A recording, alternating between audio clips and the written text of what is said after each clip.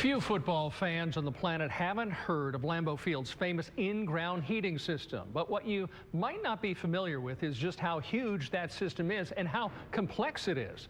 Fox 11 meteorologist Phil DeCastro takes an in-depth, behind-the-scenes look at exactly how the field's heating system works. If you were to walk outside in the middle of winter and feel your lawn, it'd probably be frozen just as solid as this track right here. But the frozen tundra at Lambeau Field tends to be a little bit softer, and that's because it's not frozen. That is Mike Moynihan, the director of facility operations for the Packers. By now, it is almost common knowledge to any football fan that Lambeau's turf has a heating system to keep it from freezing hard as a rock when winter settles in. Up until 1997, electric coils buried in the turf were used to generate the heat, and for the most part, the system worked just fine, with one notable exception. The coils were in place before the infamous 1967 Ice Bowl, but they malfunctioned before the game, so the field froze solid, making for a surface just as ice cold as the people who braved the weather to watch the Packers win the NFL championship that year. Now, it's a system of boilers, pumps, tubes, and a water mixture that keep the tundra ice-free, and the scale of this system is something to behold. There's 34 miles of it underneath the field. And then when you look at the field itself, you see the track, and there's another 5 miles of PEX tubing under that track. So it's really wall to wall. We heat that, and it does not freeze. You can actually see some of these pipes from the concourses, like these two seen just inside the south end zone, one going to the field with hot fluid and the other returning with cool fluid. They contain a mixture of water and glycol.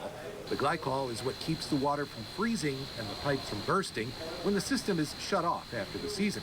But when the system is running, it all starts right here, Lambeau Field's boiler room. Your house is probably anywhere from an 80 to a 250,000 BTU. These are 4 million each. My God. And there's how many here? There's 12. 12 here. Yep. That's 48 million BTUs of heat. 3 of those boilers are just for the field itself. The other 9 are used for other parts of the stadium. It's not just the field that gets in-ground snow melting capabilities. The stairs and plazas around the Oneida and Miller gates, the new upper deck above the south end zone, and the heat needed for the atrium and offices also use these boilers. They all feed off the main pumps in the boiler room.